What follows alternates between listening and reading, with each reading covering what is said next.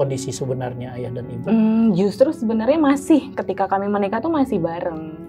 Jadi perpisahannya sekitar 2 tahun lah ya setelah kita nikah. Tuh, berarti nggak jamin umur rumah tangga itu tidak berpisah di usia yang pernikahannya sudah umur dianggap matang. Iya, mau 30 Nah, tahun. ini pelajaran baru nih. Umur 30 tahun pernikahan. Bisa. Tapi sebetulnya memang nggak baik-baik aja. Betul. Kayak cuma dipertahankan untuk Sudah anak. Iya, betul. Lama. Udah mau berpisah sebelum nikah kan waktu itu. Terus ini saya dapat cerita gitu ya. Tunda dulu dong pisahnya, ini kan aku mau nikah dulu gitu. Jadi memang perpisahan di batin itu mendahului perpisahan di fisik gitu. Jadi jiwanya udah nggak bersama sejak lama. Iya. Cuma serumah nggak sejiwa. Iya betul. Dan itu sih yang justru brokennya terjadi bukan pasca perpisahan sebenarnya, tapi jauh sebelum perpisahan itu terjadi sudah hancur, broken.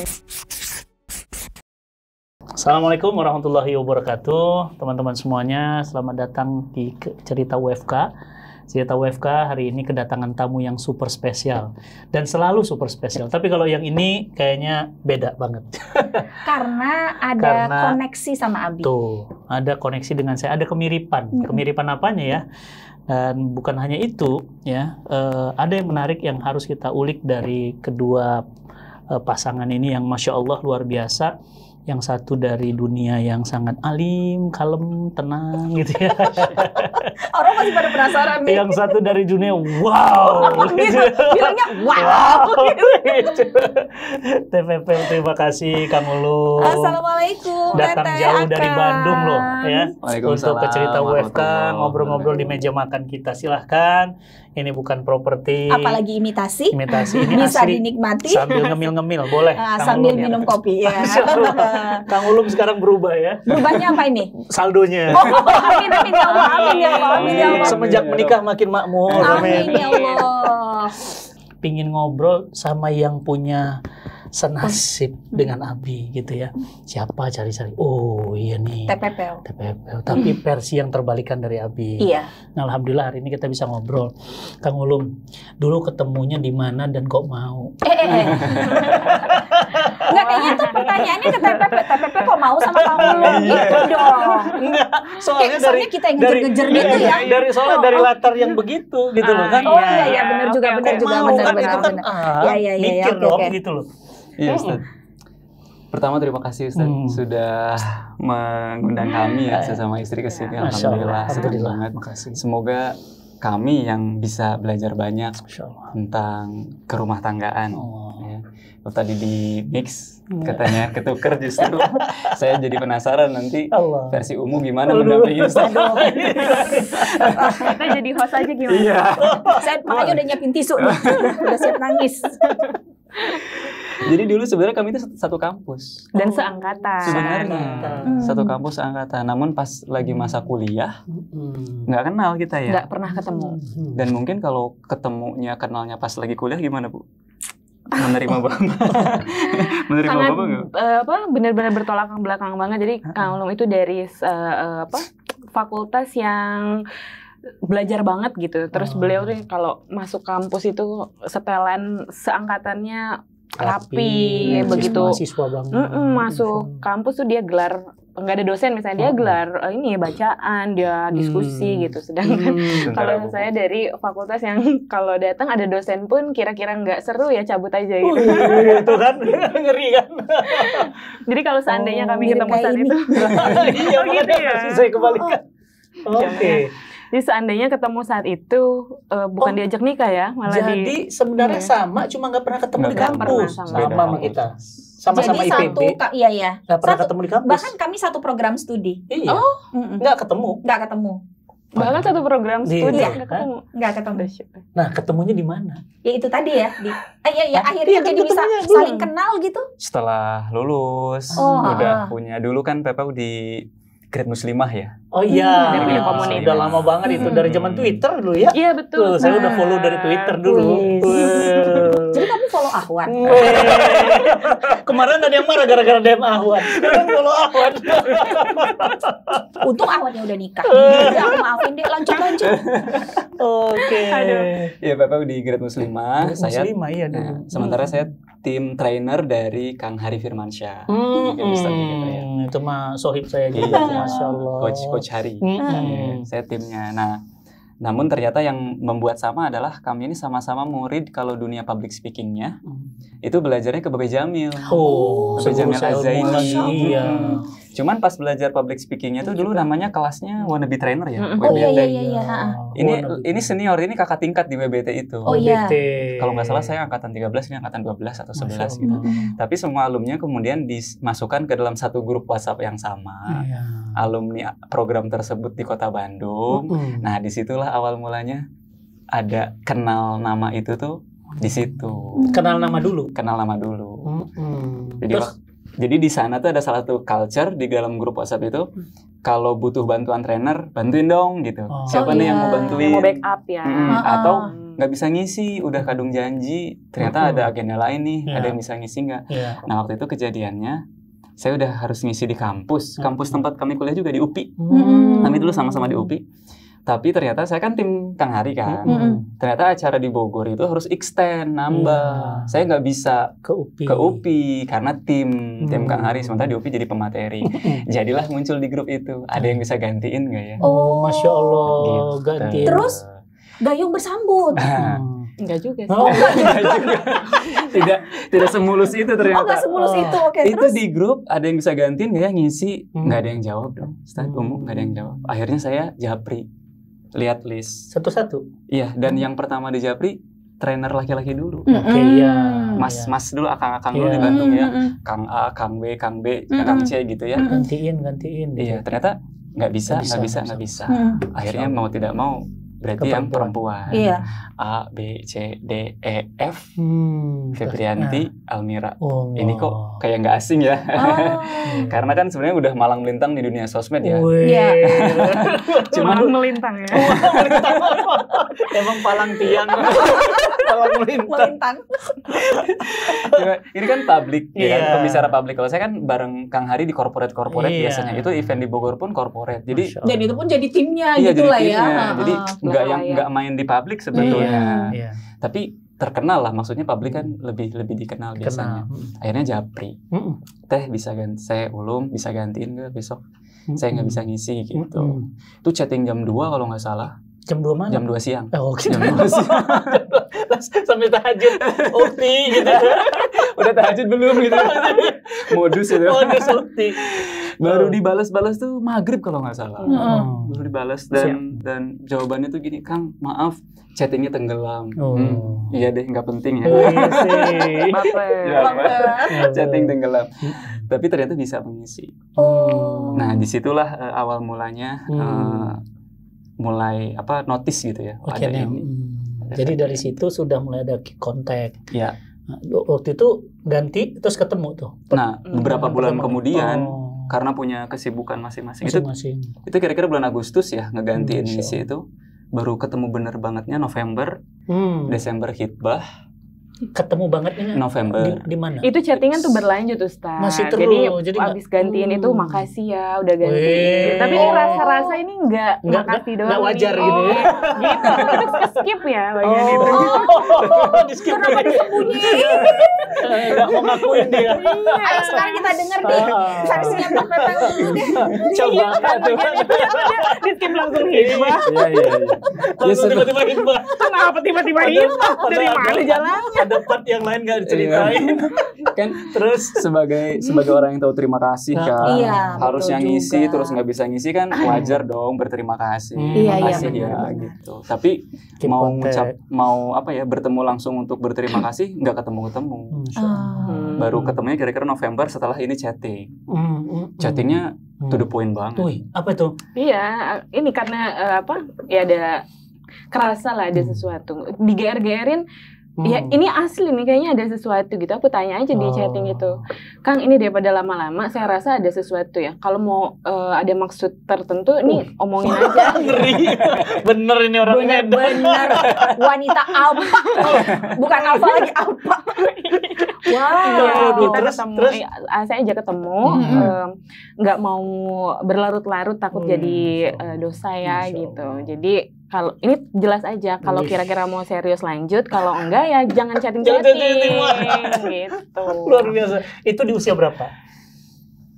24. Oh, 24. Kang Ulum berarti juga sama usianya, 24 iya, juga sebaya. 24. Oke. Akhirnya Terus waktu ditantangin gitu gimana, Kang? terima tantangan. Langsung ke rumah. Wih, Gitu dong. Kapan ada di rumah? Tapi lama jawabnya. Doa dulu ya. Doa dulu dia. Minta restu orang tua dulu, maksudnya minta dukungan dulu. Iya. Ketemulah akhirnya di Terus rumah. di rumahnya, Masya langsung Allah. ketemu ayahnya, dan respon pertama ayahnya, ini kayaknya masih kecil ya. Kenalan-kenalan dulu deh. Gitu. Karena kan dari umum kan ya, Iya, dari iya, background iya. umum. Gitu. Jangan langsung nikah deh gitu. Saya bilang enggak, ini langsung. Gimana perasaan waktu ayah bilang jangan dulu? Ini bukan yang pertama ke rumah. Oh gitu. Iya. Oh, Kang Ulum. Bukan sayanya, bukan Iya, sayanya. maksudnya Kang Ulum bukan yang pertama. Iya Iya. betul.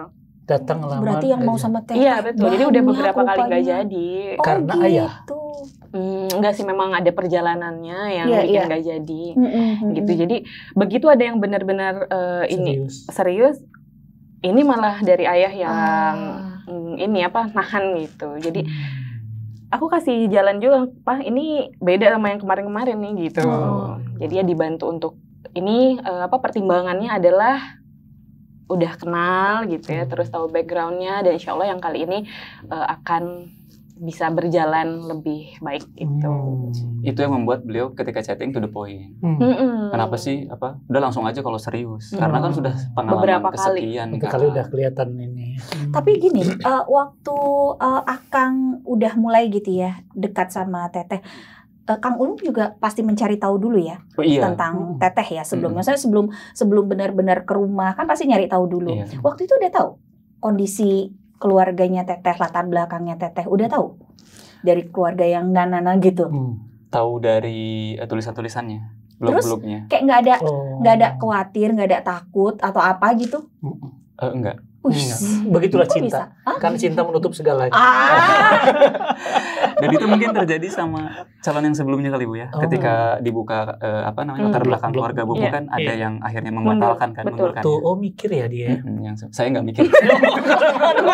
Kalimatnya itu mikir ya dia ya. Dia mikir ini Saya nggak mikir. Saya jalan karena ada bekal lah yang secara tidak langsung ternyata pernah ditanamkan oleh orang tua ya dalam menghadapi itu. Jadi setiap orang punya masa lalu, tapi setiap orang juga kan punya masa depan. Gitu. Jadi ya sudah, kalau memang kata Allahnya jadi ya jadi, walaupun tidak Akhirnya ketika Bapak bilang temenan aja dulu. apa-apa. Bapak bilang. Alhamdulillah waktu itu ternyata kompak ini sama kita bareng. Iya. enggak teman. Ini langsung mau mempertemukan dua keluarga. Boy. Gitu. Jadi setelah saya ketemu orang tua, berikutnya kan ini walaupun tidak harus ya kalau sisi perempuan dengan orang tua, tapi saya kira harus tahu nih orang tua saya. Itu setelah pertemuan itu ya, dipertemukan dengan orang tua saya. Fit and proper test gitu. Jadi Ngecek. tahu baca-baca tentang latar keluarga dan itu nggak menjadi fokus. Tidak. Waktu Kemudian Teteh akhirnya, ketemu sama keluarganya Akang, Hmm. ada nggak ditanyakan soal latar belakang keluarga?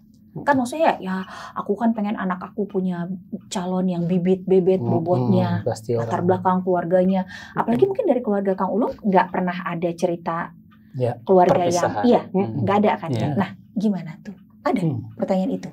Nggak ada sih.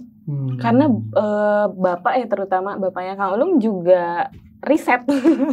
Jadi beliau tuh aktif juga di media sosial dan mengikuti mengetahui juga, cari tahu. Jadi tahu bahkan gaya berbicara, terus latar belakang keluarga. Kayaknya Bapak sudah tahu sebelum diberitahu gitu.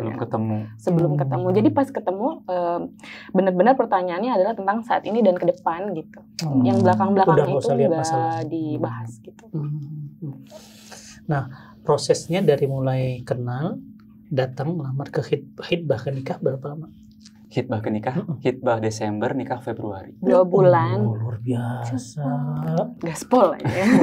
udah ngebetnya ini, ya Allah. Bahkan kalau bisa pas hitbah itu kita minta itu akad. Bapak sebenarnya minta hitbah itu langsung akad langsung. Tinggal nanti kan urus suratnya bisalah belakangan gitu ya. Masya Allah. Tapi dari keluarga nggak familiar. Nggak familiar. Nggak biasa dengan itu. Untuk itu. Kalau saya Bapak sih udah langsung biasa. hayu. Masya Allah. Nah, pada waktu akhirnya menikah gitu ya, kemudian akhirnya serumah gitu ya kan, ini kan culture-nya beda, culture keluarga terdidik agama, nyaman, aman gitu ya. Kalau di saya kan tuh yang begitu tuh, culture yang aman, nyaman, bahagia, penuh canda tawa gitu ya. Nah, satu lagi culture-nya gitu kan, ayah dan ibu tidak bersama kan ya. Kalau boleh tahu mungkin bisa cerita gimana kondisi sebenarnya ayah dan ibu? Justru sebenarnya masih ketika kami menikah tuh masih bareng. Jadi perpisahannya sekitar 2 tahun lah ya setelah kita nikah. Tuh, berarti nggak jamin umur rumah tangga itu tidak berpisah di usia yang pernikahannya sudah umur dianggap matang. Iya, mau 30 nah, tahun. ini pelajaran baru nih. Umur 30 tahun pernikahan. Pisah. Tapi sebetulnya memang nggak baik-baik aja. Betul. Kayak cuma dipertahankan untuk sudah anak. Iya, betul. Lama. Udah mau berpisah sebelum nikah kan waktu itu. Terus ini saya dapat cerita gitu ya. Tunda dulu dong pisahnya, ini kan aku mau nikah dulu gitu. Jadi memang perpisahan di batin itu mendahului perpisahan di fisik gitu. Jadi jiwanya udah nggak bersama sejak lama. Iya, betul. Cuma serumah nggak sejiwa. Iya, betul. Dan itu sih yang justru brokennya terjadi bukan pasca perpisahan sebenarnya, tapi jauh sebelum perpisahan itu terjadi sudah hancur, broken buat. Dan aku ngerasanya itu udah melukai gitu. Dan PPW ini Ustadz Umu, karena kan anak pertama, perempuan. Jadi selain menyaksikan perbedaan itu ya antara papa dan mamanya, beliau juga yang paling aktif untuk membuat beliau berdua rukun. Paling aktif. Jadi mendatangkan seseorang, mencoba untuk membuat mendamaikan, ikhtiar bawa keluar kota untuk wisata gitu, untuk bikin hangat lagi. Sampai kemudian ternyata takdirnya adalah berpisah. Itu kan berat sih kan. Karena sudah berupaya semaksimal yang bisa. Tapi meledaknya ya betul setelah perpisahan baru meledak. Oh, ternyata selama ini aku tuh sakit ya, luka ya gitu. Jadi waktu dulunya sebelum pisah memang sudah terluka tapi tidak dirasa karena masih ada kesempatan nih, karena masih bareng, ikhtiar semua ditempuh, bahkan kalau dibilang istilahnya kayak di karbit kedewasaannya. Karena tertempa banget. Dan memang secara lisan ibu tuh termasuk yang aktif untuk tolongin dong gimana caranya ini bisa baik, tolongin dong sampaikan pada jadi perantara untuk komunikasi. Jadi mendewasa sebelum masuk pada fase tersebut. Ikhtiar terus dilakukan, apapun yang bisa dilakuin, duduk bareng, bahas finansial, ikut duduk, ikut bicara, cari ahli. Jadi memang terpapar ilmu keluarga dari masa kecil, tapi untuk fokusnya mendamaikan orang tua. Pas pisah, gong, dan kita ini ikut ke persidangan berkali-kali ya. Dan sebagai saksi, dan sudah menikah, lagi bawa dari mulai hamil sampai bawa bayi ya, proses persidangan itu. Di situ baru boom gitu. Ternyata selama ini tuh sakit banget ya, dan puncaknya adalah ngerasa paling besar tuh perasaan gagal. Jadi yang gagalnya biasanya umumnya kan pelakunya orang tuanya yang ngerasa gagal, si pelakunya ini enggak. Ya mungkin beliau gitu ya, tapi Teteh juga ngerasa gagal. Iya, satu ternyata emosi dari orang tua tuh bisa tertransfer kan ke anak. Jadi mungkin perasaan gagal ini juga ada transferannya lah dari orang tua. Terus berikutnya selama ini kan aku ikhtiar untuk rukun dan enggak, jadi gagal. Ya enggak works gitu ya. Betul. Dan habis itu ke perasaan gagal itu merembet ke semua hal, gagal, padahal ibaratnya gagalnya hanya di satu poin aja, orang tua, tapi ngerasa ini emang aku manusia gagal, orang yang gagal.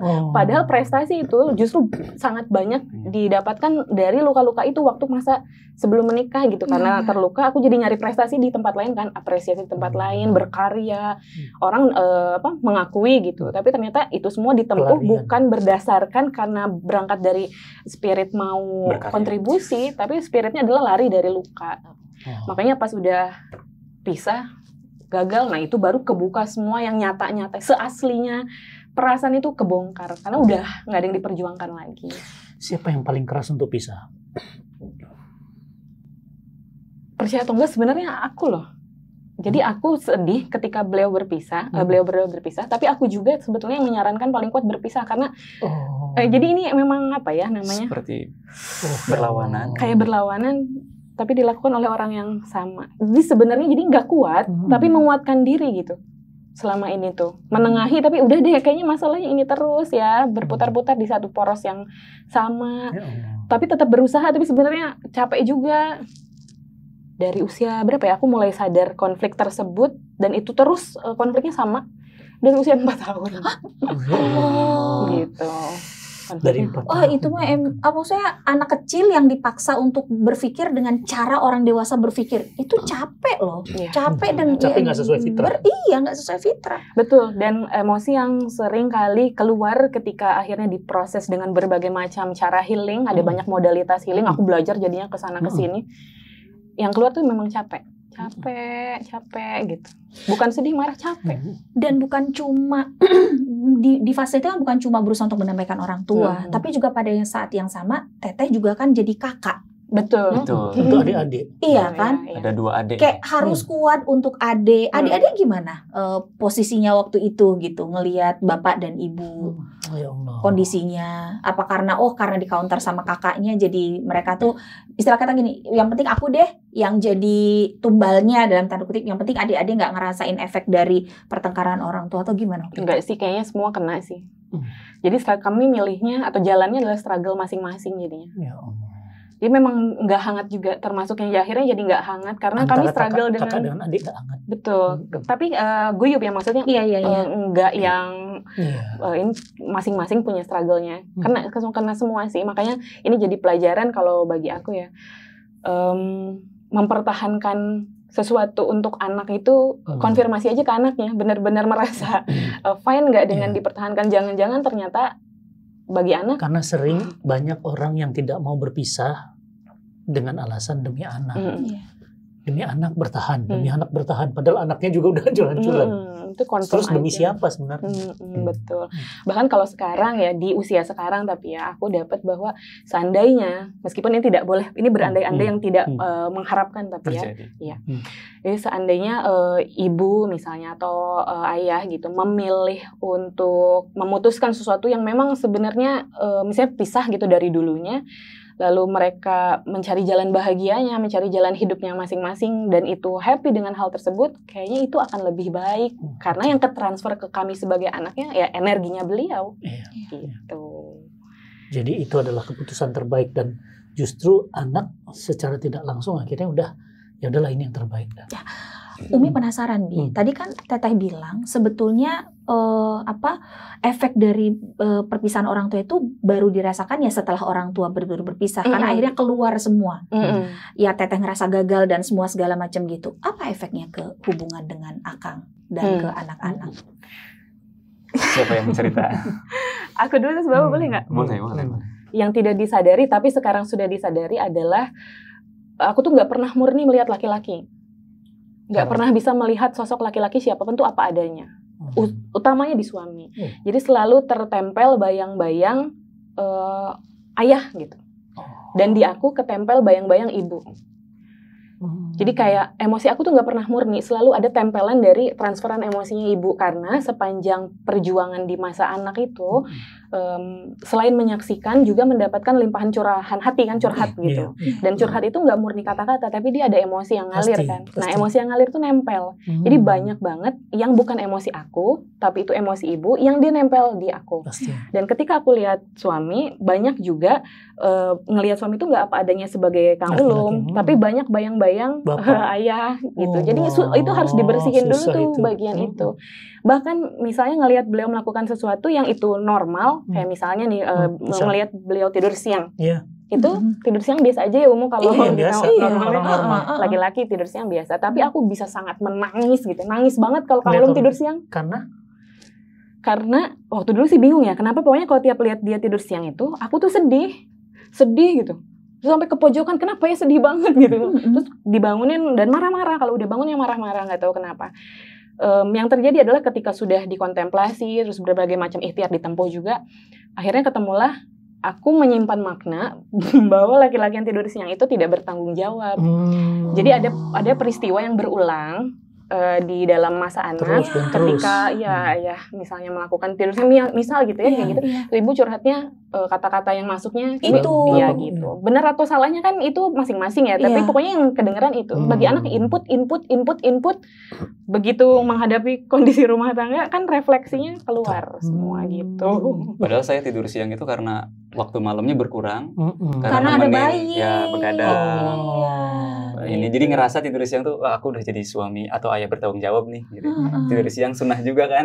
Seger lah ya kalau tidur. Saking malam tuh nggak bisa tidur. Berkurang. Gara-gara ibunya atau gara-gara anaknya? Bukan ibunya konflik sama ibunya malam enggak gitu. Malam enggak. Kalau malam enggak. Jagain bayi. Iya, benar jagain bayi. Jadi tidur siang itu justru dengan intensi dengan niat, ya aku udah tunai ya, udah menunaikan kewajibanku sebagai suami, sebagai ayah. Dalam pikirannya apa ya? Terus tiba-tiba yang kesana deh. Pas bangun, loh kok nangis? Kenapa? Gitu. Padahal aku udah menunaikan. Terus bilangnya karena tidak bertanggung jawab. Aduh, tidak bertanggung jawab dari mana itu? Aku udah bantuin nyapu misalkan ngepel gitu ya, bantuin nggak kelihatan bagi anak, aku tapi gitu. pada saat itu. Nah itu dinamainnya respon error. Jadi apa yang aku lakukan itu error gitu, tidak sesuai dengan kondisi aslinya. Yang diresponnya keluar jalur gitu. Error. Dan itu dalam hampir semua aktivitas yang dilakukan Kang Ulum. Iya. Allahu Robbi. Semua. Banyak hal. Ini bertanya, misalnya, saya udah kasih jawaban, itu nggak langsung nerima. Lalu kemudian beberapa hari kemudian dapat dari orang lain gitu ya, entah dari potongan ceramah atau dari buku yang dibaca, terus datang, ini kan yang suami aku bilang. Jadi lebih percaya pada pihak luar dibanding sama suami sendiri, padahal sama jawaban. Nah dulu dikira memang karakter kan, ternyata ada hubungannya dengan trauma ternyata. Jadi formulanya adalah yang tersimpan di aku, rumah adalah masalah, solusi selalu di luar. Ini banyak banget curhatnya sejuta umat itu. Di rumah masalah, di luar solusi. Sehingga ketika nanya kan solusi dari saya, ibaratnya gitu kan. Jadi kan jawabannya itu nggak langsung nerima. Begitu dapat dari luar, nerima. Nyaris tanpa filter, kadang cemburu juga saya. Loh kok itu? Aku nggak familiar, solusi itu ditemukan di rumah tuh nggak familiar, jadi ragu gitu. Ini benar apa enggak gitu. Tapi begitu orang luar yang bilang aku percaya, karena selama ini yang berjalan begitu. Itu sebegitunya. Terus gimana rumah tangga akhirnya di awal-awal ketika banyak perbedaan yang terjadi? Kang Ulum nggak ngerti ini kenapa sih Mbak yang satu ini? Apa langsung diruqyah? Nah, momen yang akhirnya membuat ini kayaknya harus butuh tambahan ilmu, tambahan skill deh. Itu momen yang cukup mengguncangkan ya waktu itu kami. Sampai tahun berapa kira-kira? Udah punya anak lah. Waktu itu udah punya anak. Dari awal-awal pernikahan sampai punya anak masih begitu gejolak terus. Iya, awalnya kan mungkin dia kalau awal kan mungkin dia karakternya begitu. Mungkin masih gitu. memaklumi kan. Mungkin dia karakternya begitu. Tapi lama-lama kok ada momen yang meledak ya. Ini kayaknya bukan karena memang dia begitu. Ini nggak bisa dimaklumi deh gitu. Yaitu waktu itu diundang di luar kota. Waktu itu ada sesuatu, diajak makan sebetulnya oleh panitia yang ngundang itu, tapi si panitia telat. Panitia telat datang sejam kemudian gitu ya. Kemudian saya lagi ngerjain tugas, lagi nulis buku waktu itu, jadi nggak terlalu peka bahwa panitia telat itu ini udah berubah raut muka, udah macam-macam. Dan mungkin saya nggak terlalu peka gitu ya. Sampai akhirnya ketemu sama panitia, saya malah ngasih respon senyum ke panitia, yang mana itu justru buat kesel. buat istri itu kok senyum sih gitu ya ke panitia. Sampai ke tempat makan, di tempat makan pun anak nangis. Terus habis kayak gitu pas datang ternyata si makanannya belum dipesenin sama panitia itu, jadi harus pesen dulu. Nah terus kata waitressnya gitu ya, ini karena lagi penuh mungkin nunggu 30-45 menit. Ujian. Harus tenang. Nah, saya tuh melewati rangkaian itu dari mulai panitia telat, anak nangis, bahkan sampai menu makanan yang terlambat 30-40 menit. Saya tuh melewatinya dengan tenang, woles, senyum, terus terkesan memudahkan. Sementara terus kayak memaafkan gitu ya. Nah, ternyata ini enggak. Akhirnya keluar dari restoran itu. Nah, di situ saya baru sadar, ternyata nggak baik-baik saja ya ini gitu baru sadar. Nah, di luar itulah terjadi pertengkaran gitu ya, nada suara agak tinggi. Ini juga anak nangis katanya. Kalau gitu saya putuskan udah kita kembali lagi ke tempat penginapan. Nanti makanan minta diantar aja ke sana. Kita minta diantar sama sopir aja gitu ya. Nah, akhirnya kembalilah ke penginapan, masuk kamar. Dan belum selesai, di situ masih lanjut, dibahas lagi yang tadi. Versi saya adalah, bukannya saya ini udah jadi orang baik ya? Ada panitia telat, saya kasih senyum, kan baik kan? Terus diantar ke tempat makan, nunggu. Salahnya, gitu apa salahnya? Karena kan sudah sehalus ini, sudah sebaik ini gitu. Dan memang seharusnya mungkin begitu sama orang. Iya, tapi kok dapat responnya begitu ya? Malah versi istri adalah, kamu nggak ada di pihak aku. Kamu harusnya tegur itu panitia, dia kan udah telat.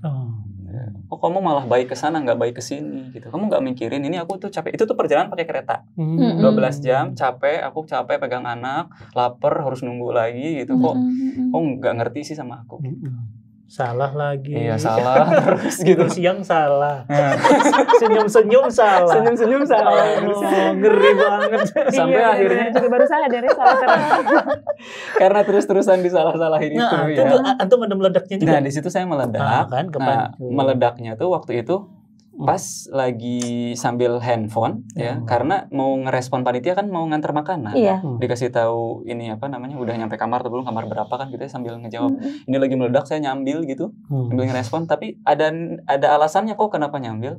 Maksudnya kan yang dikeluhkan lapar. Jadi itu panitia mau nganter makanan. Maka saya harus ngerespon cepet biar makanan datang terus kita makan gitu kan. Laki-laki banget nih solusi gitu mikirnya kan. Ternyata itu pun bikin kamu gak dengerin aku, malah sambil handphone sih, salah lagi. Padahal saya pakai handphone tuh maksudnya biar cepat makan. Salah lagi. Akhirnya kepancing. Saya kumpulin semua rasa marah ini ke tangan di sini. Kemudian saya lempar handphone. Allah. Dan ke kasur. Bukan karena tahu handphone nggak bisa beli lagi. Iya, agak susah belinya lagi. Coba kalau dulu banyak toko handphone ya, punya toko handphone bisa beli lagi. Jadi nggak ke badan, nggak ke lantai juga gitu, tapi ke kasur gitu ya, kesel untuk mengalirkan. Saya pikir ini harus dialirkan nih, kalau nggak repot nih gitu ya. Jadi saya lempar ke sana sambil agak teriak gitu ya, gitu. Habis itu lega, beneran lega tuh. Yang tadi kesel-kesel disalahin tuh lega ketika udah lempar dan agak teriak, gitu ya. Tapi setelah saya lempar dan lega itu makin jadi. Rupanya ini berteriak lebih kencang. Iya. Karena alam bawah sadarnya begitu. Di situ langsung. Allah. Ada apa tuh? Ada gelas, Kak. Kalau di kamar itu kan suka ada gelas kaca gitu ya. Itu mau di ini. Saya akhirnya tahan di situ, dan di situ saya baru paham pelajaran pertama laki-laki kalau mau nikah, kalau udah nikah gitu ya, pelajaran pertamanya belajar minta maaf. Terus di situ tuh saya ngerasa disalah-salahin. Harusnya kan yang minta maaf, tapi kok begitu saya iya maaf gitu, ditahan di situ. Lama tuh. Itunya turun tensinya tuh lama di situ. Terus akhirnya dalam teriakan-teriakan itu nanti dikonfirmasi setelah agak reda ya. Dalam teriakan-teriakan itu beliau bilang, aku tuh puluhan tahun ngelihat laki-laki lempar barang. Aku tuh puluhan tahun lihat laki-laki lempar barang. Terikol dia. Betul. Itu yang bikin saya akhirnya, iya maaf. Lalu udah turun pelan-pelan turun gitu ya. Ada notif juga itu nyampe. Akhirnya saya buka pintu, kemudian makan. saya minta kita makan dulu yuk. Gitu. Sama dengan saya, cuma di versi cowok. Saya pernah ngelempar kursi sama orang, yang orang itu di pinggir jalan mukul istrinya. Jadi saya langsung ambil kursi plastik itu, yang kursi bakso, tangan satu, tak, set, kena lagi, puak langsung. Begitu orang, apa itu kan? Apa kau menantang? Saya ngambil pisau, Ku bunuh sekarang, itu saya. Sampai begitu. Kenapa? Karena saya masa kecil melihat bapak saya begitu. Jadi nggak mudah. Kami itu nggak mudah. Gitu. Dan nggak kepengen juga sih sebetulnya ya. Cuma kayak gitu. Itu gitu. Itu untung dipisah sama masyarakat. Kalau nggak saya tusuk beneran. Karena memang udah di sini saya tuh ini bapak nih gitu. Karena udah nyimpan luka lama. Yang saya tahan masih kecil mukulin ibu. Semoga Allah ampunin ya ibu bapak kita ya. Paku itu kan di depan saya. Udah pak. Itu tuh kan bayangannya datang lagi tuh. Tuh, baju ibu saya masih jelas semuanya tuh. Itu nyimpan di sini. Jangan tabungan energi tuh. Nah, mau balas dendam atau anak SD kelas 6 nggak bisa kan? Jadi makanya saya tuh paling nggak bisa. Makanya kemarin ketika ada selebriti yang diinjak-injak sama suaminya lagi megang handphone itu, masih ingat ya? Itu kan saya ngamuk banget sampai puluhan juta yang nonton. Karena saya tuh ngerasa itu saya. Dan langsung kan kalimat saya gitu kan, saya tantang antum sekarang, datang ke sini. Itu kenapa? Karena itu. Dan itu nggak mudah. Dan umum yang redam. Jadi memang harus ada peredamnya. Saya sama Kang Ulum tuh kayaknya dari latar belakang keluarga yang hampir sama ya. Maksudnya sama-sama harmonis. Kita ngelihat ibu bapak tuh hampir jarang bertengkar di depan kita kan. Terus hubungan sama kakak-kakak atau sama adik juga semuanya baik. Saya tuh mikir gini, semua keluarga pasti kayak saya. Gitu ya karena nggak pernah dapet memori buruk kan. Jadi semua yang ada itu kan memori baik. Jadi saya mikir semua keluarga pasti bakal gitu. Anak-anak juga pasti bakal bahagia kayak saya, happy kayak saya. Makanya ketika nikah dengan Ustadz Fatih, saya bingung gimana cara nge-treatmentnya. Karena gini, aku treatment kayak gini salah, aku treatment kayak gitu salah, aku treatment kayak gitu sama kakak aku bener kok. Kamu kan sama-sama manusia, harusnya sama dong treatmentnya. Ternyata tuh ya itulah gitu, karena nggak punya ilmunya, nggak tahu, nggak belajar, nggak tahu ilmunya. Baru sadar ketika akhirnya banyak belajar. Oh, ternyata kenapa dia begini karena masa lalunya, memori buruk yang terus tersimpan di kepalanya. Berat banget. Kang Ulum, bahkan saya tuh kalau saya bukan cuma banting gelas, banting piring, itu mukul dinding, mukul pintu. Pernah pintu saya pukul itu yang pintu biasa jebol juga tuh. Iya. Gitu. Iya gitu. Itu tenaganya nggak tuh kuat banget. Untung bukan istri ya, alhamdulillah ini bukan istri. Itu kebayang kalau ke muka orang. Jadi itu sampai sekarang. Makanya ini bisa dibilang sembuh nggak sembuh. Jadi makanya saya tuh pokoknya jangan ada yang mancingin gitu. Itu begitu ada yang mancing tuh bisa gitu, bisa jadi tiba-tiba. Itu makanya saya bilang ternyata nggak mudah. Nah, terus akhirnya berapa tahun itu begitu terus sampai kemudian akhirnya ketika meledak jadi bisa itu memahami. Sampai bisa memahami. Di malam hari itu juga itu kan udah mulai turun ngobrol habis makan gitu ya. Ternyata besok itu selain kita jadwal ngisinya juga bareng gitu ya. Habis kejadian gitu kebayang gimana tiba-tiba ngisi lagi besok, aduh moodnya nggak banget itu. Dan muka dipaksa untuk kalem. Iya. Besok. Waduh ya Allah. Iya, ternyata besoknya itu kita udah pernah daftar duluan kelas psikolog ya. Dan ternyata salah satu yang dibahas di situ adalah respon error. Itu pertama kalinya kami tahu. Ketika pemateri ngejelasin, itu kita online ya waktu itu tuh. Belajar itu online. Respon error tuh pas dijelasin, loh ini mirip kayak yang tadi malam ya. Nah, barulah dari situ ditempuh. Ini kayaknya perlu untuk ada proses penyembuhan lah ibaratnya. Nah, itu saya ketemu dengan Ibu Yuli, ketemu dengan siapa di situ Anda mulai mendetek ada yang nggak normal di istri saya. Ada sesuatu di masa lalu yang mempengaruhi ke hari ini. Sudah mulai di situ. Mulai aware ya. Kalau sebelumnya kan memang dia mungkin karakternya gini. Mungkin dia gitu dia. Tapi di momen itu, yang momen ledakan itu akhirnya ini ada sesuatu di masa lalu yang kebawa ke sini. Sehingga saya belajar, sebelum belajar gitu ya, dengerin kemana, dan setiap efek setelah selesai belajar diceritain ke saya kayak gitu. Teh PPU sendiri gimana? Ya Allah. Kayak pertama gini, kan sebelum kita nyelesain masalah kan kita juga harus sadar kalau kita bermasalah, kan itu ya. betul. Untuk seorang wanita alfa mengakui kesalahan itu kan nggak mudah ya. Pada saat kapan Teteh tuh akhirnya sadar ini aku bermasalah loh sama diriku sendiri. Terus akhirnya baru mulai belajar, memperbaiki diri dan seterusnya. Kapan tuh mulainya? Yeah. Sebenarnya pengetahuan dulu baru sadar salah gitu. Ada yang salah tuh karena bertambahnya pengetahuan. Jadi bukan sadar dulu lalu belajar, tapi belajar dulu baru menyadari. Dan memang perjalanan sebenarnya belajar itu sudah ditempuh kan dari pas ikhtiarnya fokus kepada untuk bantuin orang tua gitu. Jadi sebenarnya udah terpapar yang semestinya yang idealnya. Dia begitu ngejalanin rumah tangga tidak seperti yang dipelajari, ini sudah sadar ini ada sesuatu yang nggak beres gitu, ada sesuatu yang perlu dibenahi. Itu dari pengetahuan sih umum. Jadi gitu. Ya. Semakin tahu jadi semakin sadar gitu ya. Karena banyak pengetahuan jadi aku ada problem di sini. Terus akhirnya langkah yang diambil yang paling pertama diambil adalah karena memahami bahwa ngelihat suami ini nggak pernah murni beliaunya. Terus aku kalau bersikap itu nggak murni akunya, tapi banyak banget ketempelan transferan beban emosi dari limpahan dari ibu terutama gitu ya, dan dari apa yang dilihat didengar.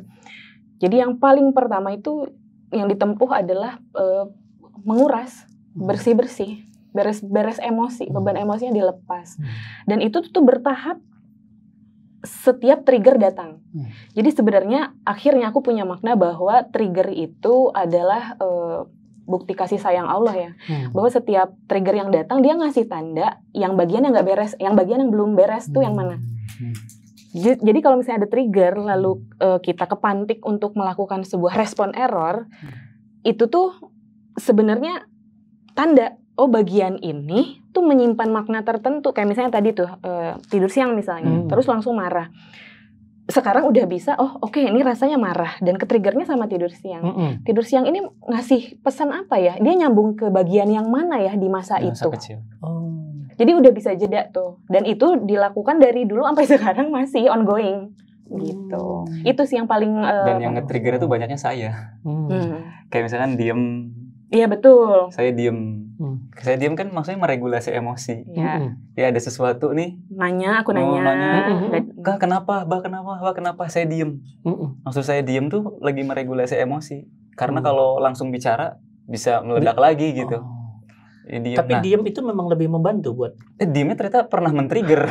Ternyata diem itu men-trigger. Di aku ke maknainnya adalah dia flight.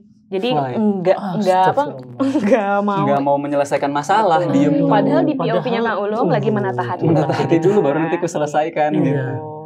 Ya itu bagian-bagian itu tuh. Ini bagian diem ini kok memicu rasa marah. Dia diem ini nyambung sama yang mana ya? Gitu. Jadi puzzle yang akhirnya ini di mana disusuni. Terus kami dapat kabar TPP waktu itu pernah mencoba untuk pundir. Itu sebelum nikah bahkan. Itu kenapa? Udah berat banget kah? Iya. Itu masa kuliah akhir lah, tingkat akhir. Itu sama sih pemicunya dari dalam juga, dari keluarga juga. Itu sudah peak-peaknya. Dan kebetulan konfliknya tidak terjadi pada orang tua berdua, tapi itu udah mulai karena udah dewasa antara aku dengan ayah, aku dengan ibu gitu. Akunya terlibat dalam konflik itu. Itu jadi semakin menambah kan. Akhirnya aku keluar dari rumah, ngekos gitulah, cari tempat yang terpisah dari rumah orang tua. Tapi ternyata menyepi tanpa teman itu bahaya juga. Gitu. Di sanalah terjadi pikiran-pikiran gitu. Tapi Masya Allah ya, ini yang makanya menyelamatkan aku dan aku bersyukur banget sampai dengan akhirnya ketemu Kang Ulum, sosok yang Allah paling pas itu ya, memang Kang Ulum jadi pendamping aku. Itu peristiwanya dari situ dari pas mau melakukan sesuatu untuk mengakhiri gitu. Allah skenario tuh luar biasa. Jadi aku punya teman yang nggak tahu gimana ceritanya, dia datang pas lagi sudah pisau di tangan gitu. Terus ngetuk pintu kosan. Habis itu dia datang ngeliat, dan teman ini teman yang kalau bahasa ini berarti dia mendakwahi lah akhirnya. Tapi ini yang jadi yang membuat aku jatuh cinta sama Islam, yang membuat aku jatuh cinta sama Allah gitu. Karena ketika dia datang, dia tahu aku bawa pisau, terus dia nanya, "Kamu apa?" Terus aku jawab kan, ya mau melakukan itu gitu ya, mengakhiri gitu. Oke. Dia nggak pakai ayat, dia nggak pakai apa, aku boleh nggak masuk katanya, aku ikut temenin ya. Ya Allah, seremnya. Terus dia duduk di situ, ya sama-sama perempuan kita duduk di situ. Kamu apa yang dialami? Jadi dia menyentuh perasaan. Dia nggak bawa dulu ke sisi ideal. Jangan gini. Kenapa kamu kayak gitu? Haram. Dosa apa segala macam. Dia nemenin dulu. Dan sepanjang malam itu akhirnya menjadi malam di mana aku ngerasa ada yang dengar. Ada teman yang mau ngerti, nggak judgement. Dan di penghujung obrolan adalah kamu setelah aku rilis, aku ngerasa ada teman dan mungkin terbaca gitu ya, setelah rilis ngerasa emosinya udah melunak ya, kamu pernah nggak coba ngekaji Quran? Di situ banyak obatnya loh buat setiap masalah manusia. Karena Quran tuh kamu tahu nggak, asyifa, dia itu obat, dia itu penyembuh, bahkan bukan sekedar obat belum tentu sembuh, tapi kalau penyembuh tuh udah pasti nyembuhin. Dan itulah malam pertama aku ngekaji Quran. Yang sebelumnya? Yang sebelumnya enggak sama sekali. Bahkan kalau misalnya baca pun ya karena tugas sekolah atau tugas kuliah gitu. Dan tidak dijadikan petunjuk hidup, hanya bacaan aja atau hafalan yang jadi tugas. Tapi itu adalah malam pertama, ayat Quran surat Al-Baqarah ayat 28. Adalah ayat yang pertama kali aku dengar di konteks aku mau ngakhirin hidup. Terus di situ dibedah sama dia dengan ringan, sangat ringan. Itu kan proses perjalanan hidup manusia dari dulunya mati hidup gitu ya. Ini bukan perjalanan akhir. Itu bukan hal yang baru aku dengar. Tapi ketika disampaikan oleh orang yang mau dengerin perasaan aku dulu, itu menjadi sesuatu yang penting dan aku mau dengar karena dia datang bukan hanya sekedar menyampaikan, dia itu ngerengkuh dulu. Ibaratnya kalau bahasa Kang Ulum sekarang tuh, dia tidak menyampaikan ayat Allah, tapi dia menjadi bukti nyata hidupnya ayat Allah dalam hidup aku. Di situ ngekaji, disitulah perubahan-perubahan terjadi itu. Makanya kenapa survive di tengah kondisi yang bisa bikin gila gitu dalam tanda kutip ya. Aku bisa bilang karena Allah sih.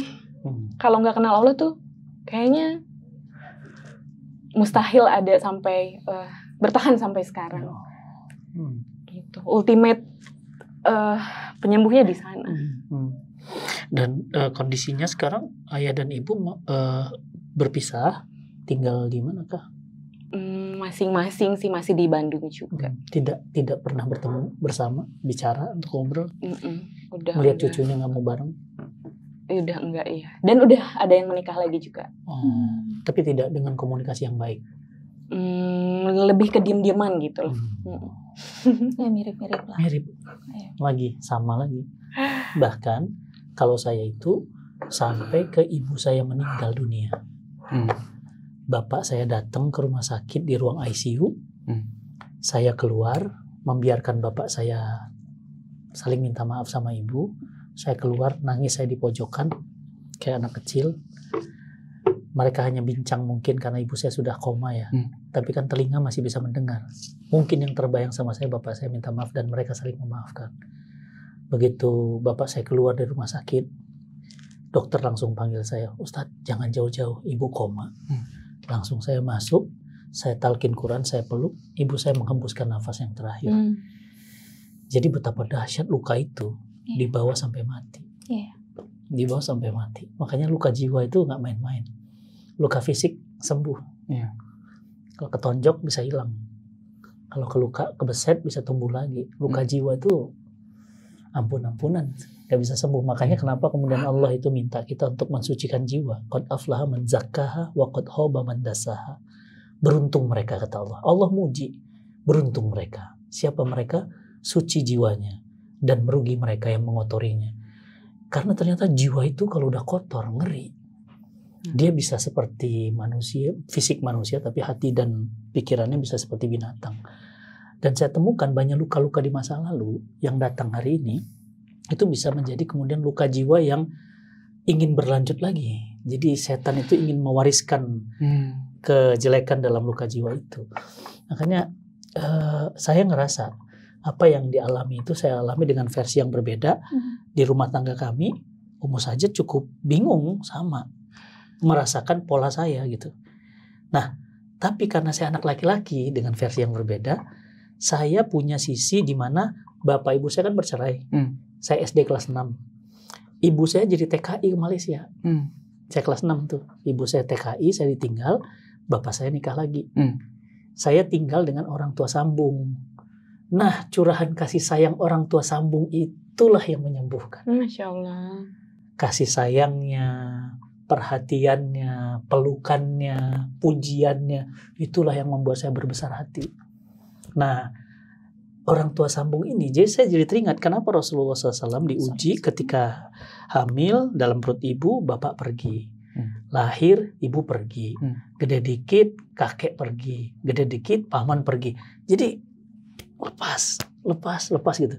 Tapi kemudian Allah berikan spesial manusia pilihan ini dari justru latar yang seperti itu. Artinya semua orang punya hak masa depan. Karena Nabi kita juga ngalamin itu. Dan saya ngalamin banget apa yang dialamin oleh Mbak Pepe, bahwa akhirnya saya bisa sembuh sampai SMP saya nggak bersama orang tua. SMA saya nggak bersama orang tua. Kuliah saya nggak bersama orang tua. Bisa kebayang berapa puluh tahun saya rindu pelukan dan kasih sayang orang tua. Sepanjang itu kalau ngelihat bapak ibu orang lain jalan berdua mesra, tuh nangis tuh. Sama. Tuh kan. Bahkan kalau ini ngelihat orang tua saya. Nah iya. Jadi saya ininya. Iya, kalau ngelihat tuh misalnya, oh enak banget ya gitu. Nangis gitu. Iya, saya wisuda tuh. Bapak saya foto yuk gitu. Ibu saya bilang, udah sama bapakmu dulu. Udah foto, ibu saya ngeliatin aja. Saya bilang, yaudah ma, udah yuk sini. Bapak saya pergi dulu, baru foto. Sampai ke akad nikah. Pak, ini kan akad nikah. Please ya, mohon maaf. Ini wajah orang ngelihat kita. Dan itu saya sudah dai loh. Ya kan? Gimana kata orang, Ustadz gak bisa ngendaliin orang tuanya. Gak bisa. Bapak saya bilang, terserah kamu. Itu ibumu foto sono, bapak nanti. Bu, itu bayangin di pernikahan, muka harus seneng, tapi juga harus akhirnya foto sama ibu, ada foto sama bapak tanpa ibu. Nggak bisa foto bareng. Dan terus terbawa itu. Sampai titik akhirnya ibu saya dirawat. Jadi ternyata luka jiwa itu nggak mudah. Ya saya simpulkan, kalau nggak bisa ditemukan polanya, nggak akan sembuh. Dan saya sembuh sempurna sama ketika apa? Kuliah di Unpad, mulai itu ikut kajian di DKM. Awalnya ngeremehin. Enggak sih, saya mungkin karena versi laki-laki ya, agak lebih tough ya. Nggak sampai mau mengakhiri sih, enggak. Cuma memang bandel ya. Nggak sholat banget. Ya kan? Tawuran enggak, mabok enggak, yang lain-lain enggak lah. Cuma bandel aja, susah diatur. Nah, begitu kemudian saya kuliah itu, mulai ikut kajian, mulai saya ngerti arti hidup, mulai mengerti kata maaf, mulai mengerti apa itu takdir, qada dan qadar. Akhirnya apa? Satu kesimpulan yang itu juga ngobatin kami hampir pecah. Bahkan udah sampai hampir pisah. Mungkin itu sekitar tahun-tahun ke-5, tahun ke-7 lah. Udah mau pisah. Yang minta udah kayaknya kita udah aja. Saya udah hampir tuh, ya sudah, udah aja. Tapi karena tadi ya pemahaman Islam, akhirnya saya bilang, nih, kata kuncinya, Abi nggak pernah bisa milih siapa bapak dan siapa ibu. Ini takdir yang menimpa. Andai Umi jadi Abi, bisa rasakan rasanya. Coba rasakan. Nggak bisa milih orang tua, Allah yang tentukan ini.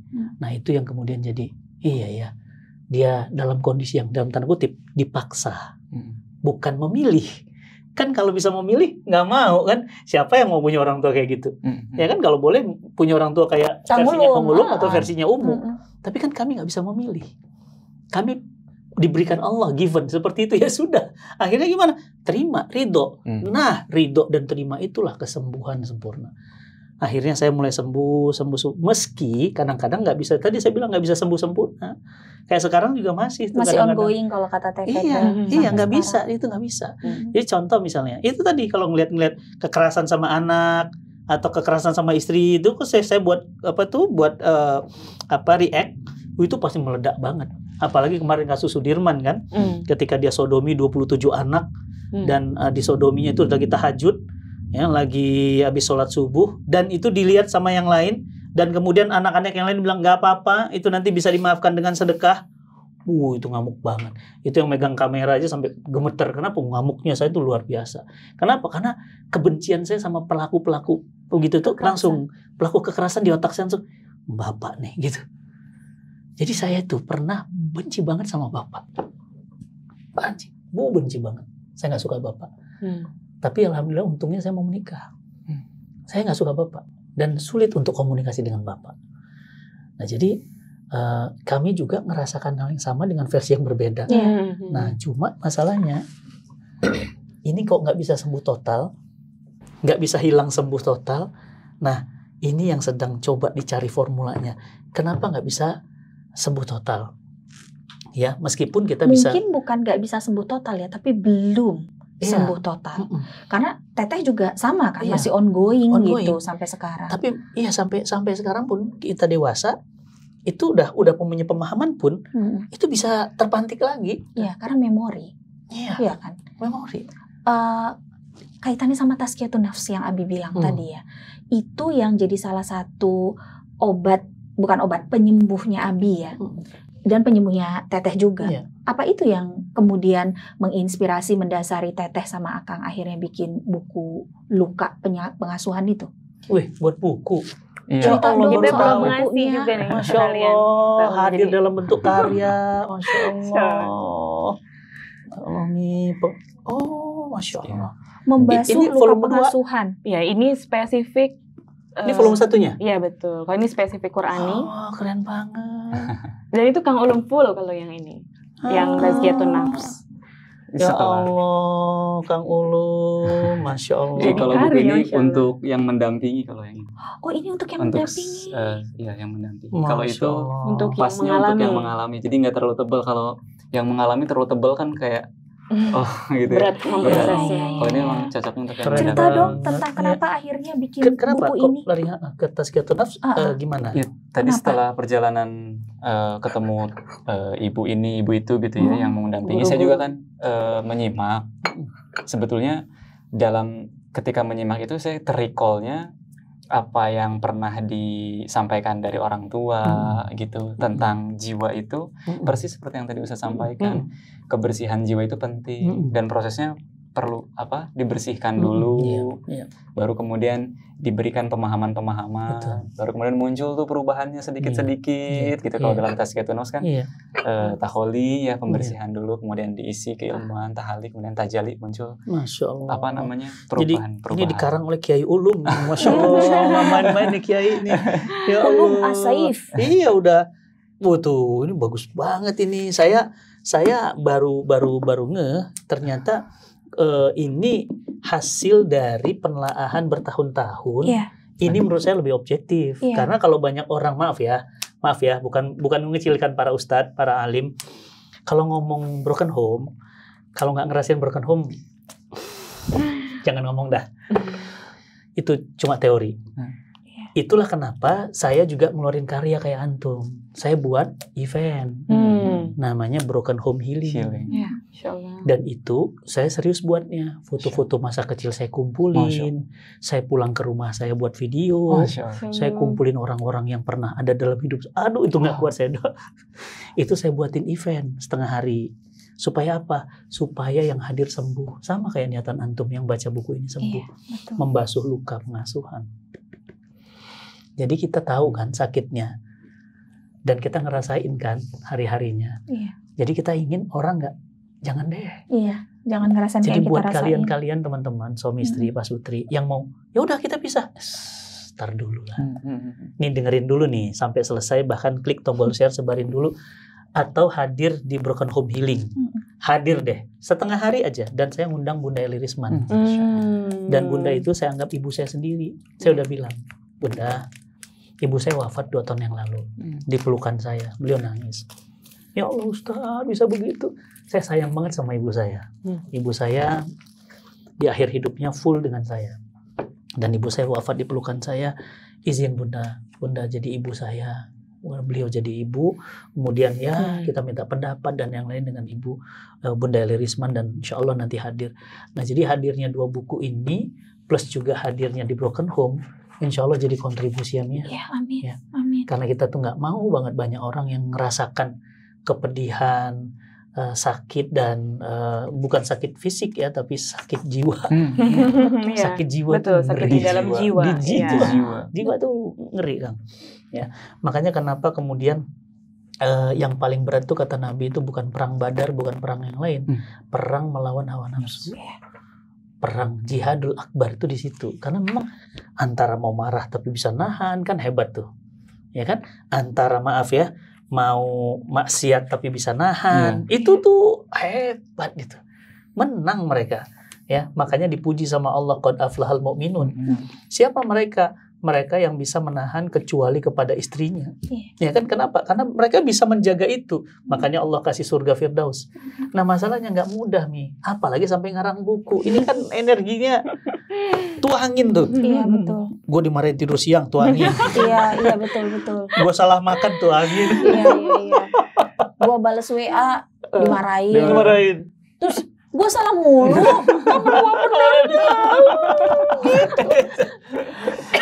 Bener-bener nggak mudah. Nah, ini mulai kapan yang kedua keluarnya? 1 dan 2 nih? Baru ya? Iya, ini lebih baru daripada ini sudah cetakan ke-6. Oh, udah 6 kali? Yang ini yang putih.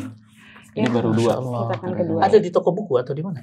Ini di online langsung, saja. di online ya? Iya. Langsung ke Instagram pesannya ya? Iya, betul. Aduh, ya Allah, ini harus saya rekomendasikan banget buat teman-teman agar tidak terjadi dan yang sudah terjadi bisa sembuh. Ya kan? Dan ya Allah, tuh beda di sini kayaknya ya. Kayaknya lebih ngustad di sini. Kok kelihatan lebih mudah di sini? Nih kata Kang Ulum sama Teh Pepe, luka pengasuhan adalah utang yang perlu dibayar meski berangsur.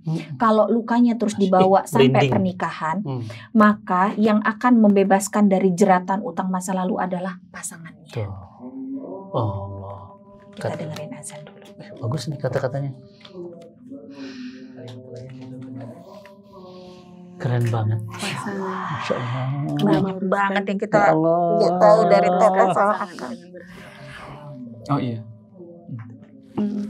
Insya Allah. Ini cetakan berapa? 6. 2. Kedua, karena yang paling baru. Ini 6. Setelah mendamping. Soal tazkiyah tuh mendampingi ini, kebersihan jiwa tuh bukan hanya PR yang mengalami, tapi juga bahkan yang mendampingi kerasa begitu ini kotor, jiwa nggak terlalu jaga kebersihannya malah jadi. Benar. Kabar baiknya, setiap suami atau istri selalu punya modal untuk bisa jadi terapis terbaik untuk membasuh luka pasangannya, sekaligus melunasi hutang dari kehidupan masa lalunya. Makasih ya Mia. Masya Allah. Sudah jadi terapis. Sensor Teten. Masa cuma makasih aja, nggak ada yang lain gitu. Yang bling-bling atau yang kuning-kuning gitu nggak ada. Tapi benar sih. Saya bersyukur banget Allah tuh sayang banget sama saya sebagaimana Teteh sayang banget Allah sama Teteh dikirim Kang Ulum. Saya dikirim Umu. Padahal sebelumnya saya hampir nikah kan. Iya benar. Gagal. Benar. Artinya apa? Memang bukan dia buat saya. Udah cetak undangan. Sama ya? Sama. Iya. Banyak banget sih semuanya. Cetak undangan juga. Ya Allah. Ya Allah. Bulan berapa lahirnya? Februari. Makanya namanya Februari. Oh iya. Saya udah cetak undangan. Sudah seminggu lagi. Lagi di rumah, di ruang tamu, ngelipat undangan tuh sama calon tuh. Jangan baper ya. Cerita deh. Ngelipat undangan sama dia tuh. Dia tuh nangis. Saya bilang, kamu kenapa nangis gitu kan? Bapaknya nonton TV, ada emaknya di situ di dapur. Saya tuh ngelipat undangan. Dia nangis, air matanya. Duh, kenapa nangis? Masalah apa kan udah mau deket nih, undangan udah, gedung udah DP, catering udah bayar, apalagi gitu, bayangin seminggu lagi. Terus dia bilang ada cerita yang belum aku ceritain. Saya makin apalagi nih Allah udah mau deket ini nikah gitu ya. Dia bilang bapak Muslim ibu Kristen, bapaknya Muslim ibunya Kristen. Bukan itu, kalau itu kan final boleh, kecuali bapaknya Kristen. Iya. Kemudian akhirnya dia bilang, terus apa masalahnya? Saya bilang, terus apa masalahnya? Enggak, ternyata bapak sama ibu itu nikahnya di gereja. Dia nikah di gereja, kan batal akad nikahnya. Nggak boleh. Sementara nanti dia adalah walinya, nggak boleh jadi wali. Jadi saya bilang, ya Allah ini mah nggak bisa dong, nanti akan nikah ayah wali. Ya udah sebentar, saya ngomong ke bapaknya gitu ya. Saya ngomong ke bapaknya, wow bapaknya ngamuk. Kamu mau nikah sama anak saya walinya. Nggak bisa begitu. Waduh, dibanting meja, saya diusir. Saya bilang, baik Pak, Bapak ngusir saya nggak akan berani melanjutkan pernikahan ini kalau Bapak tetap maksa jadi wali. Karena akan berdampak kepada ketidaksahan nikah saya. Dan itu akan berdampak kepada 7 turunan ke bawah. Ya sudah, so alim kamu, pergi, diusir. Begitu diusir keluar, untung nggak hujan, ada tiang listrik ya. Yang perempuan yang ngejar di depan, jadi kabikusi kabegam. Udah serius. Ya Allah. Di luar dia ngejar gitu kan. Ya sudah sampai depan pintu saya bilang, ya udah gini aja. Ya, dia nangis kan. Ya saya juga berat kan. Ya udah kita nikah tapi kita tanpa nikah wali hakim aja. Dia nggak mau tetap milih bapaknya. Ya sudah, bismillah ya. Pulang pamit. Pergi. Udahlah nangis. Dalam perjalanan safar, hujan lagi. Doa, ya Allah, ganti dengan yang lebih cantik. Tahu kenapa? Karena nama saya Ayu. Ganti dengan yang lebih cantik. Jadi namanya Ayu. Dan namanya Ayu Lestari lagi. Udah Jadi, Ayu Lestari. Walaupun nenek-nenek tetap Ayu. Benar kan? Doa lagi, ya Allah ya Rabbi. Tuh nangis di perjalanan. Ya Allah, ganti dengan yang lebih pintar. Dia IPK-nya kan 3,5. Beneran diganti 3,95. Masya Allah. Agak sombong dikit. Saya bilang, ya Allah ganti dengan yang sedaerah. Kenapa? Karena saya mikir, saya kan rumah dan besar di Medan, dia di Jawa Tengah. Kalau saya terbang lebaran kan repot, tiketnya mahal. Jadi minta prinsip yang ekonomi ya. Ya Allah minta yang sedaerah, ya Allah benar dikasih sedaerah. Sama-sama Medan. Jadi pasangan kita itu adalah doa-doa kita. Betul. Semuanya baik sebenarnya, cuma tergantung kita cara pandang bahwa dia dikirimkan, dihadiahkan Allah untuk kita. Iya. Persis kalimat yang tadi di cover itu catatannya untuk yang sudah menikah. Kalau sudah menikah, Allah sudah menakdirkan, ternyata salah satunya ada riwayat luka, maka yakin itu takdir terbaik. Kita sebagai pasangannya bisa untuk mendampingi, menemani, menghargai, mencicil utangnya. Allah. Catatannya jika sudah menikah. Kalau belum menikah, kalau belum menikah, jangan berharap. Kami tidak merekomendasikan ya untuk berharap nanti pasangannya bisa menyembuhkannya kalau belum menikah. Karena harapan itu, ekspektasi itu, ketika nggak ketemu justru malah jadi problem. Jadi kalau belum menikah ternyata sudah sadar duluan, sudah tahu keilmuannya, maka cobalah ditempuh proses-proses penyembuhannya, pembasuhannya ketika sedari sebelum menikah. Tidak menggantungkan harapan bahwa nanti pasangannya bisa membayar luka itu. Kalau bisa bayar. Karena kalau tidak bisa jadinya luka lagi. Iya, betul. Jadi itu hanya untuk yang sudah menikah. Yang kalimat tadi itu. Ada konteksnya berarti. Iya. Tapi Kang Ulum, percaya nggak percaya apa yang ditulis sama Akang sama Teteh di sini, ini persis kayak apa yang saya sampaikan di video yang barusan saya upload tadi siang. Persis sama. Cuma dengan narasi yang agak berbeda ya. Saya bilang kalau yang paling bisa punya kemungkinan besar untuk membantu menyembuhkan luka dari pasangan adalah pasangan hidupnya. Karena beliau sudah memilih kita sebagai pasangan hidupnya untuk menghabiskan sisa perjalanan hidup di dunia bersama. Jadi pasti bukan karena tanpa alasan. Pasti karena satu alasan yang kuat, ya Allah kirim kita buat dia dan dia kirim kita buat.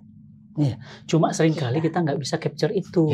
Menangkap tanda-tanda itu. Betul. Kita kira dia dikirim tuh justru nambah masalah. Tadi kan kacamatanya, kamu ini masalah baru gitu kan. Udahlah dia masalah, ini masalah lagi. Padahal stop, kata Allah, tenang. Ini justru obat. Kan sering kita bilang, kita ngeremehin obat. Apa habatus sauda? Udah biji hitam bau lagi gitu kan. Itu obat. Dan obat itu kan sering kita nggak sangka. Siapa yang sangka kalau air zam-zam itu ternyata dari kaki bayi?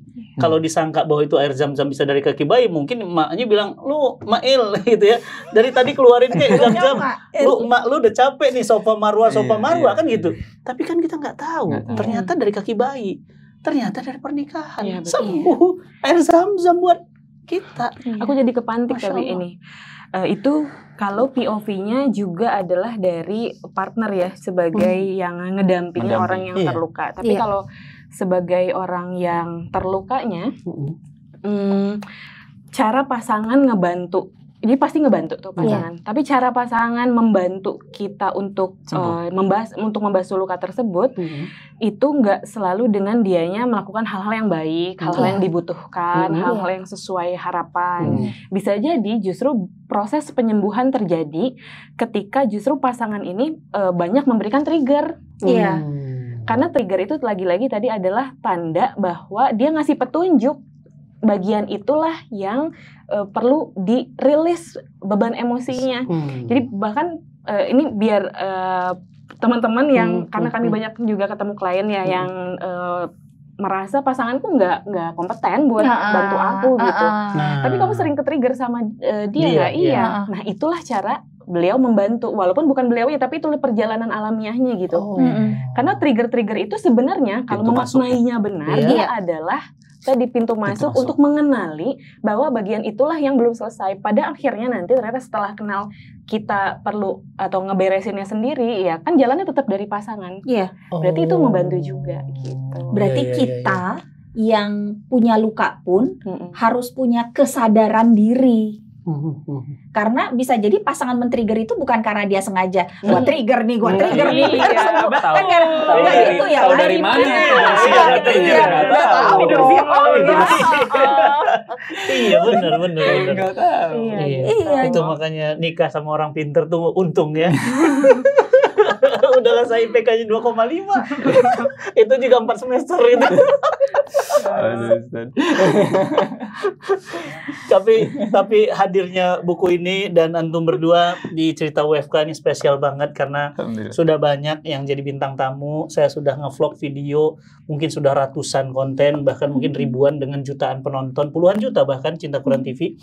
Baru kali ini saya nemu yang justru cross problem, cross masa lalu dari sisi perempuan dan dari sisi laki-laki. Dan saya berharap buat teman-teman semuanya putus rantai luka-luka itu dari sekarang dengan cara belajar. Ya, saya kenalin ini Kang Ulum punya buku yang bagus dengan TPP dan insya Allah beliau juga bisa untuk menterapis teman-teman secara personal maupun komunal. Ya, follow nanti Instagramnya Kang Ulum dan TPP dan insya Allah teman-teman harus baca buku ini. Saya juga izin akan Cinta Quran akan publish buku ini dan semua keluarga harus punya buku ini karena dengan beginilah insya Allah kita bisa sembuh dan menjadi keluarga dan rumah tangga yang seutuhnya ya Mia. Yang menurut Umi harus baca buku ini bukan cuma keluarga yang pernah punya masalah, tapi yang merasa baik-baik saja juga harus baca buku ini. Kan tadi pelajarannya 30 tahun itu ternyata dikira baik-baik saja, ternyata sudah menyimpan magma yang siap. Jadi yang harus baca ini, yang harus hadir di event Broken Home Healing, bukan yang punya masalah saja, tapi yang ingin terhindar dari masalah itu. Betul. Belajarlah dari pengalaman orang lain untuk gak kejadian di kita. Nanti akan dikirim beberapa untuk peserta terpilih di Broken Home. Masya Allah. Ini tuh. Jadi kalau teman-teman dapat hadir di Broken Home Healing, ada kesempatan untuk dapat hadiah ini dari Kang Ulum sama TPP. Waduh, ini masalahnya kalau orang nulis buku sembarang nulis. Kalau ini ditulis dari air mata. Yang menjadi mata air. Yang menjadi mata air. Bener. Terus itu tulis marahin makan siang apa tidur siang tadi. Tidur siang bisa jadi.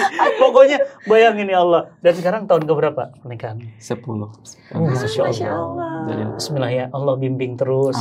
Hatinya dalam kebaikan, istiqomah dalam kebaikan. Gak ada jaminan rumah tangga itu bukan masalah angka. Ya, berapa banyak yang udah 40 tahun ternyata tersiksa jiwa. Banyak yang kemarin ada yang baru cerai di usia 35 tahun pernikahan. Ada jamaah kita udah 42 tahun, bayangin, udah seumur-umur kita baru kemudian memutuskan berpisah dan seterusnya. Jadi ya kita akan bersama di dunia dan bertetangga di surganya Allah. Ya, jadi buat teman-teman semuanya diklik tombol share, dibagiin, terutama buat teman-teman yang pernah terluka di masa lalunya. Ya, Bismillah, mudah-mudahan sembuh teman-teman semuanya dan kita senang banget hari ini kedatangan Kang Ulum yang banyak menghantarkan kesabaran. Ya, ternyata wajar ya kalau Allah katakan innama yuwaffas sabiruna ajruhum bighairi hisab. Ya, pahala sabar itu tanpa batas. Ternyata dampak kesabaran itu luar biasa. Makanya pahalanya tanpa batas. Kang Ulum, terima kasih. Terima kasih ya. Sama-sama. Udah jadi penghantar kebaikan buat kita semua yang nonton hari ini, dan saya ngerasa lebih semangat ya untuk menyembuhkan Indonesia dan dunia dari luka pengasuhan. Ya. Bismillah. Terima kasih Kang. Insya Allah kita ketemu lagi di sesi-sesi offline ya. Kita belajar lebih langsung ya, karena kalau ini kan online ya. Iya. Insya Allah offline tuh keberkahannya akan lebih. Insya Allah. Iya, dan teman-teman juga bisa ikut di sekolah rumah tangga by Ustadz Ulum dan Ustazah Febrianti Almira ya. Kami rekomendasikan karena Ustadz Fatih udah ngikutin TPP sejak masih zaman Twitter dulu. Twitter ya. Udah produktif, kelihatan memang luar biasa. Diulang lagi nih, nggak ulang lagi dong. Padahal udah mau selesai baik-baik gini ya, udah mau adem. Astagfirullah. Kang, ayo silakan selamat dinikmati. Yuk silakan. Assalamualaikum warahmatullahi wabarakatuh. Waalaikumsalam.